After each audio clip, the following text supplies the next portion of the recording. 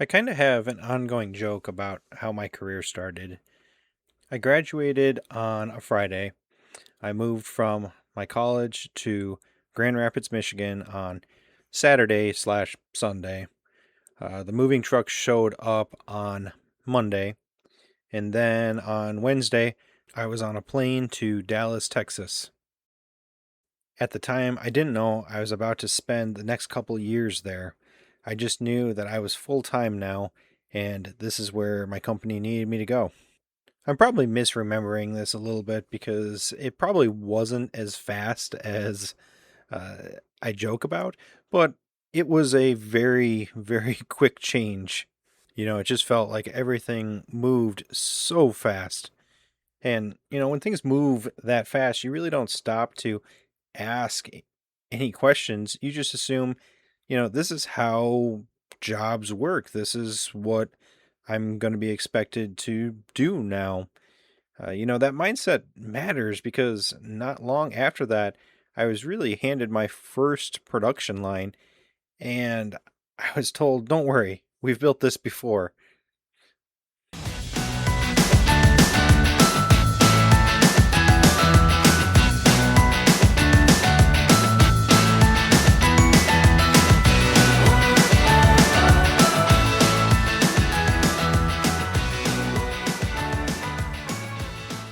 Welcome to From the Bucket, where controls design meets reality. I'm your host, Keely Smith. In this podcast, we will explore industrial control systems as they actually exist in the field, not just how they looked in CAD or how they were supposed to work on paper, but how they operated in a production environment, how operators and maintenance were able to manage the systems after they were installed, and lessons that I've learned throughout my career as a controls engineer. All right, cool. So we've built this before.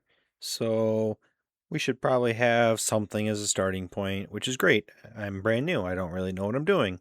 So yeah, let's start there. Let's start with what we've done before. At this point, the company had built, I believe, about two of these machines. I wasn't really thinking that I'm going to be inventing something or redesigning something. I'm just looking for some guidance and kind of an idea of what it is that we've done in the past. This being my first project as a full-time engineer where, I'm responsible for this production line. It's an intimidating time, right? Because this is where, I get to take all these things, all these experiences in my life and actually start to produce something. I think one of the things that kind of makes this story funny to me now, being later in my career, is I've worked around enough systems to understand that a lot of companies do have I'm going to say, like, air quotes, standards, but it's kind of like a guideline. And I think that that's something that, I didn't quite fully comprehend at this point because, I'm used to this very structured approach to this is the way that you program this, this is the way that you program this. Not really trying to almost creatively problem solve a situation or a system like this. So here's the project or the production line, if you will. We're making the small little coffee creamer cups, kind of like you'd find at a cafe. It's just the individual cups. You peel the lid off, and I think it's equal to like a shot of creamer. Overall, it's not a overly complex production line. You have relatively few amounts of conveyors that they're really mass flow, because one of the things with the machine that's making these cups is it's creating hundreds of these cups every minute. And one of the kind of crazy interesting things that I was exposed to is you can't really shut machines down. That was just a kind of a weird concept. I remember thinking like, well, why don't we just stop the machine if the downstream gets full, or we have a jam, or a conveyor has a problem? And it just didn't really quite make a lot of sense to me that you can't just stop that machine and fix the issue, then restart the machine. So, that being said, one of the cool things that we had to do mechanically was we had to have a place to put these cups. I think this part's only interesting to me now, actually having done quite a few food and beverage lines, is they are generally singulated products. So you really spend a lot of time trying to make sure that the product is flowing through the system correctly, not necessarily uh, paying attention to just making sure you're putting product in a spot. So moving down the line, after the product comes out of the filler, it basically piles onto this conveyor. This conveyor runs for a little while and then basically dumps into almost a hopper. And then this hopper has another conveyor that has like little paddle wheels to basically act as an elevator. So we're pulling all of these cups up into the air. I think it went about 15 feet up in the air, and then it got dumped into a large industrial scale. So at this point, this scale is one of the coolest machines I've seen, because basically all of these cups would just pile on the top of it. And it was very strategic in the way that uh, different sections of the machine would vibrate, and the cups would basically singulate out into all these different fingers. And then once it got out into the fingers, they would continue to singulate out till the machine was basically just putting one or two cups into each of these little hoppers. Then, when a box was underneath it, it would strategically open up specific hoppers to make sure that it put the correct amount of product in the box, because the boxes had a count on it. Say it was like 280 of these cups. Well, nobody was actually counting these cups. It was all done by weight, and it was a really fascinating machine.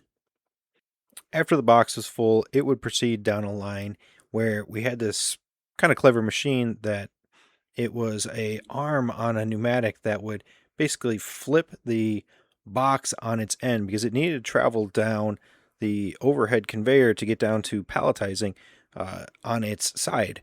So this machine that we made had a wheel on it that when it would pop up, it would hit the front of the case, pop that case up, and then it would pull back down really quickly so that the case was stood on its end and could continue flowing down the line.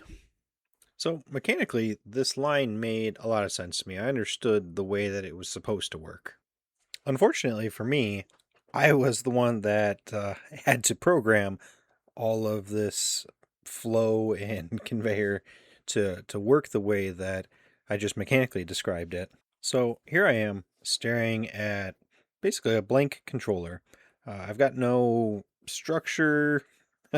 I've got no example of really what good looks like.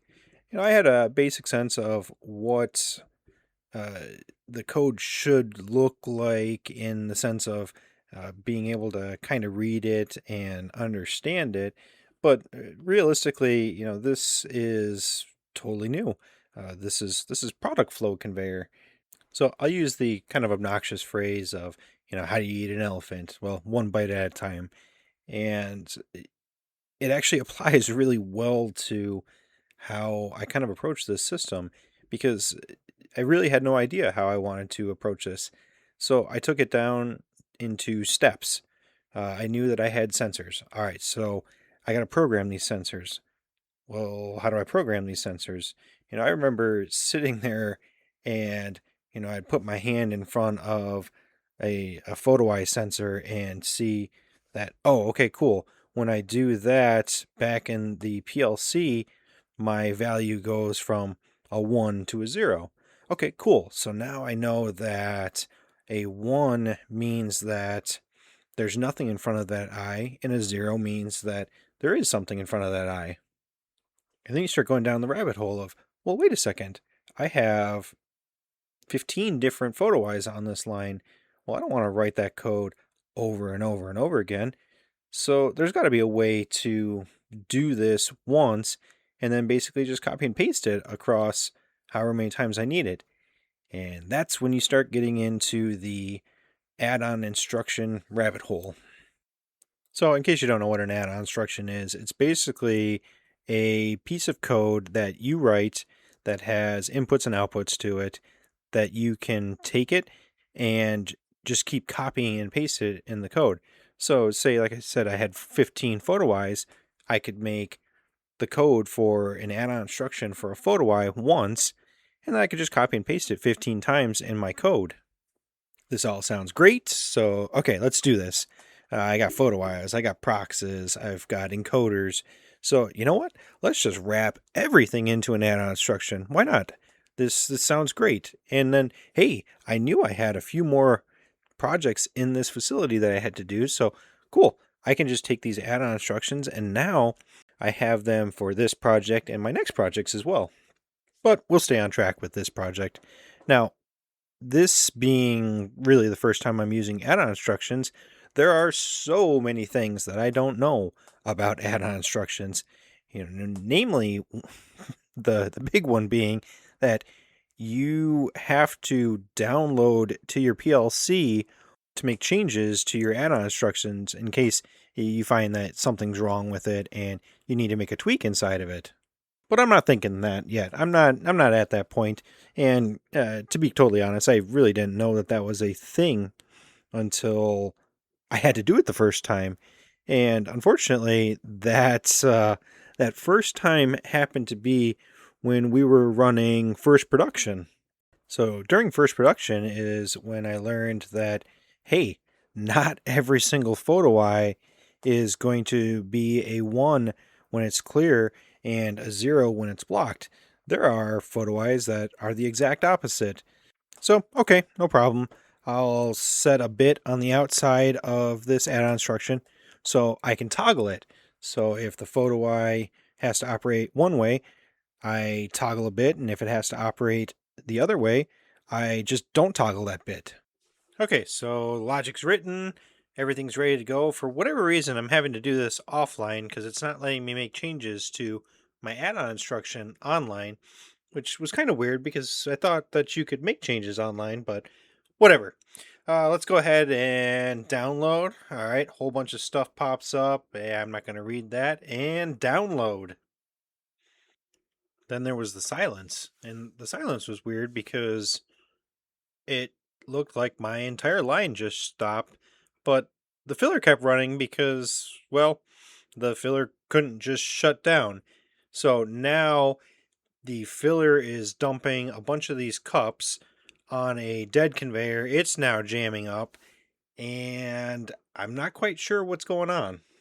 And that's when I learned that you don't go and download to a processor when you're in the middle of a first production run, because it just stopped my entire line just so that I could go and make some minor tweaks to a add-on instruction that I probably shouldn't have been using there in the first place. So again, this is where things are kind of funny now, knowing what I know about controls, that add-on instructions and user-defined data types really go hand in hand. So not really knowing anything about user-defined data types, here I am making all these add-on instructions. And inside of my code, I'm doing all of this stuff with all these variables. I mean, it's crazy because I made everything so that it's expandable. I can do whatever. I can add as many photo eyes as I want to. I just have to go add more tags. So it just keeps getting more and more code behind it. Yeah, and this is one of those things that I feel like is kind of a controls engineering rite of passage, if you will, where you start learning about these different tools that are available to you and you start playing with them and you find out that, hey, like these are really cool tools and I should do this, and this is the way that I should structure my code. This is the way that I should really manage the programming side of what I'm doing. Like these are amazing. These are really really great things to do. But when you're so early in your career, you just don't realize that, like I said, a lot of these kind of work hand in hand with each other. And if you just go all add-on instructions and you don't have like those user defined data types, it just starts making your code really bloated because it becomes harder to follow. And I think that that's kind of a common theme with all of these tools is that, the idea is to make everything easier, make it better, make it faster for you to deploy. But again, that's where you really have to understand what you're doing.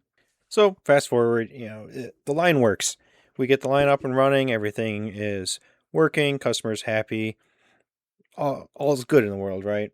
So I remember I went on vacation and I was gone for like a week. And another controls engineer from my company had to go out there and support this line. And I remember the first day that this engineer got online with it, he texted me and he was like, "Dude, what have you done here?" And I was genuinely like confused about where he was coming from. Like, what do you mean? What have I done here? Like, look, the system works. Like, it's pretty cool, right? I did some pretty cool stuff in there. And I just remember just having this long conversation with him of like, dude, this is an absolute disaster. Like, who did anybody even look at this code? And I'm like, well, no, nobody looked at this code. I was told to write some code for this line, and this is kind of what I came up with. And what don't you like? I thought it was pretty cool. I thought that I did some pretty neat things here that worked pretty well. Eventually the text stopped, and it's like, okay, whatever. I mean, things must be working fine. I don't know, what that was all about. So I remember I got back from vacation and my boss wanted to talk to me. And I'm like, okay, cool. Yeah, sure. What's up? And it's like, oh, you want to talk about the code that I wrote? Okay, cool. Does that mean you like it? And, I never really thought that, what I did was a problem. And then him and I sat down and started talking about it. And he's like, well, no, actually, this is kind of problematic. Like, this is not, this is really hard to follow and all these things. And I remember being so shocked about all this because, again, I'm thinking that I did things a lot better than the first time that I did it. So it's like, okay, well, I just don't understand. And that's when, we started talking about, oh, well, we kind of have these standards for this and these standards for this. And again, I was just kind of floored because it's like, well, I asked for all of this stuff. Like, I was asking for how to do this and I was asking for this assistance. So it's like, okay, well, this kind of feels like a little blindsiding. I don't quite get it. So the conversation never actually was all that negative. It was just kind of like a, hey, this is what you should do and this is how you should do it. But even that ended up being pretty vague. Like we talked about some different ways that different people do things, but again, there's some key words with what I just said. We talked about some different ways that different people did things. And to me, again, this where things just were really confusing because, well, how is it a standard if person X does it this way and person Y does it this way? And, when you have kind of this floating idea of, well, person X does it this way in this sort of situation, and, person Y likes it this way in this sort of situation. Well, again, to me, it's hard to follow that because it's like, okay, well, that's not really a hard standard. That's a kind of floating, wishy washy standard. And as a brand new engineer, like that's kind of hard to follow because you don't really understand the full context of what these two different situations are where this way operates a little bit better than this way. So while it was a good conversation, it ended up not actually helping me all that much because I really didn't get much out of the conversation in terms of, all right, this is my direct path forward, this is the way that I should be doing things. So fast forward, I'm back on site. I'm back working on that line, and I noticed that the engineer that was there, he made some minor changes, but he really didn't make that many changes to it. And I thought, okay, well maybe that's we were having the conversation, and it was kind of like a, hey, just try better next time, and it's fine for this time. So yeah, cool. What it actually ended up being, which was a lot more unfortunate, was, people were pretty upset with me. They didn't like what I did, and I unfortunately kind of put us in a situation where we really couldn't fix it at this point because we were already running production. So we had already gotten customer sign off on how the line operates. So it's not like we could just go and say, "Hey, you know what? Our controls engineer really had no idea what he was doing. We need to go and rewrite some code here." And yeah, I get it. We're gonna have to revalidate the system and all that fun stuff. Like we couldn't do that anymore.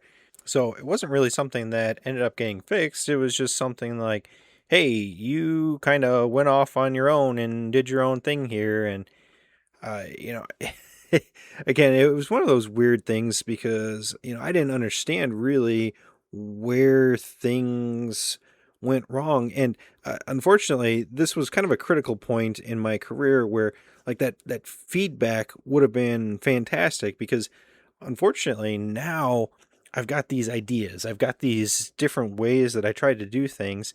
And I talked to the guy that came in and was like, dude, this code's terrible. And I got some pointers from him of like, okay, well, you didn't like this. What would make you like this?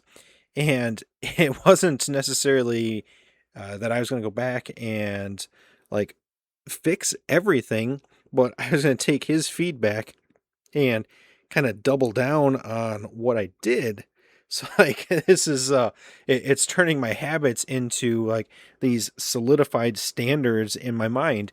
And unfortunately, like this is such an early point in my career that uh, I really shouldn't have been creating these standards because I really didn't know enough about what I was doing to really be able to do that well. Overall, this was a really, I can't even say defining project in my career because this was literally the very first production line that I did in my career.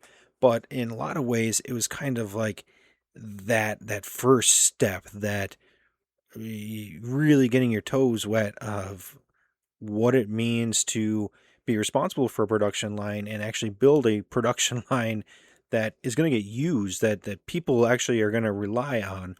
And uh, you start designing things based off of kind of what you think things should look like, and without kind of that external feedback, it turns into habits that you start doing.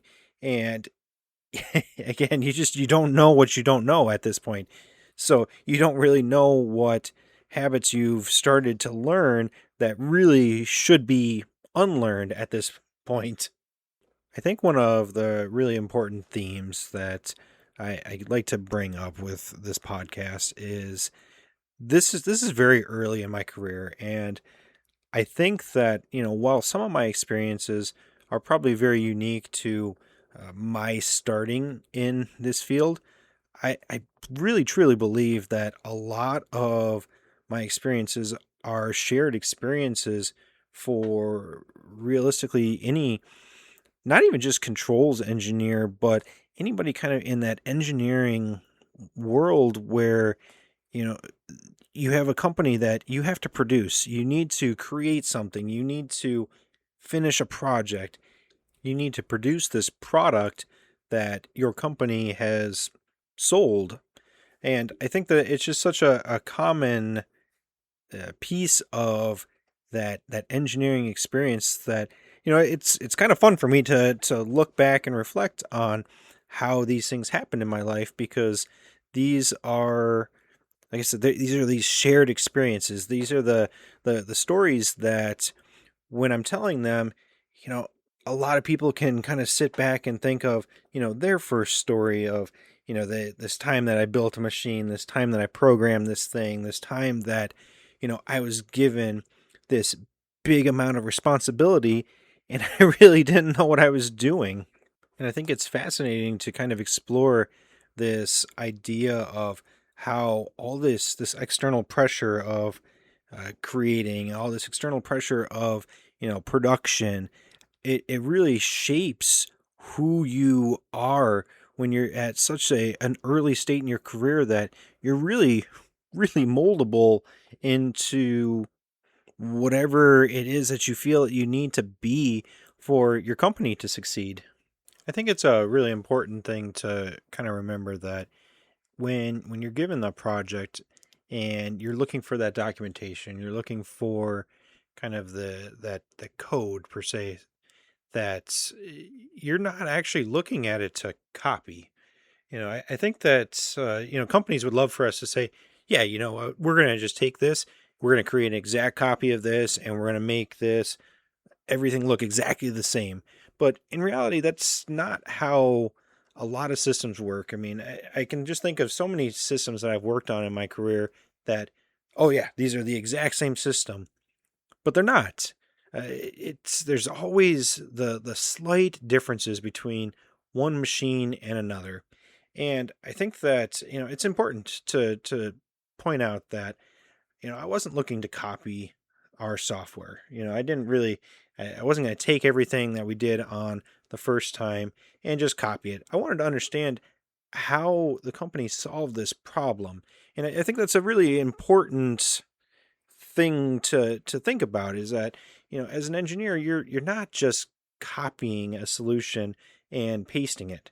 Yeah, this is probably going to be one of those things that I end up saying over and over and over again throughout this entire podcast is that, you know, this is what makes this field so incredibly interesting and just a really enjoyable field to be in because, like I said, even if you have those systems that are exactly the same, they're different. It's the same, but different. They're just you're not really trying to solve the same problem over and over again. You're trying to understand how to solve the problem. You're trying to come up with different methodologies to actually solve the problem, not just a copy and paste canned solution that you can keep applying over and over again. So, sure, the code would have been great to see early on in this project, but the code wouldn't have made that much of a difference. It would have helped kind of narrow me in on the way that, somebody else solved this, but ultimately, this was my project to figure out how I wanted to do it and make a solution that worked. Until the next episode, this is From the Bucket, where controls design meets reality.